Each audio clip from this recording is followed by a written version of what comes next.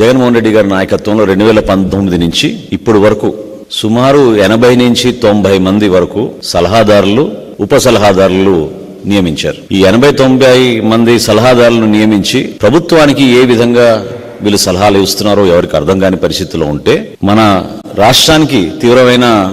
ఆర్థిక సంక్షోభం ఏర్పడుతోంది. స్టేట్ ఎక్స్చెక్కర్లోంచి అనవసరంగా వీళ్ళకి నిధులు కేటాయించి డబ్బులు వృధా అవుతున్నాయని గౌరవ హైకోర్టులో కేసు వేసినప్పుడు, పిల్లేసినప్పుడు చీఫ్ జస్టిస్ గారు డివిజన్ బెంచ్ అది ఆ రోజున చాలా స్పష్టంగా దేనికోసం ఇంతమంది మీరు నియమించారు, దీనివల్ల ఎటువంటి సలహాలు రాష్ట్ర ప్రభుత్వానికి వస్తుంది, ఆ సలహాలు మీరు ఎక్కడ ఇంప్లిమెంట్ చేస్తున్నారా, ఇది అన్వారంటెడ్ అండ్ అన్నెసెసరీ అని కామెంట్స్ చేస్తూ మీ పనితీరు చూస్తుంటే రాబోయే రోజుల్లో జిల్లాలో ఉన్న కలెక్టర్లకు కూడా మీరు సలహాదారులు నియమిస్తారేమో అని ఆ రోజున డివిజన్ బెంచ్ చాలా తీవ్రమైన విమర్శలు చేశారు. అసలు లిస్ట్ ఎక్కడుంది, ఎంతమంది అడ్వైజర్స్ ఉన్నారు, వీళ్ళు ఏ విధంగా ప్రభుత్వానికి సలహాలు ఇస్తున్నారు, దీనిపైన సమగ్ర నివేదిక కావాలని ఆ రోజున డివిజన్ బెంచ్ గౌరవ హైకోర్టులో ఉన్న పెద్దలు అడిగినప్పుడు రాష్ట్ర ప్రభుత్వం సడన్గా వాళ్ళకి గుర్తొచ్చి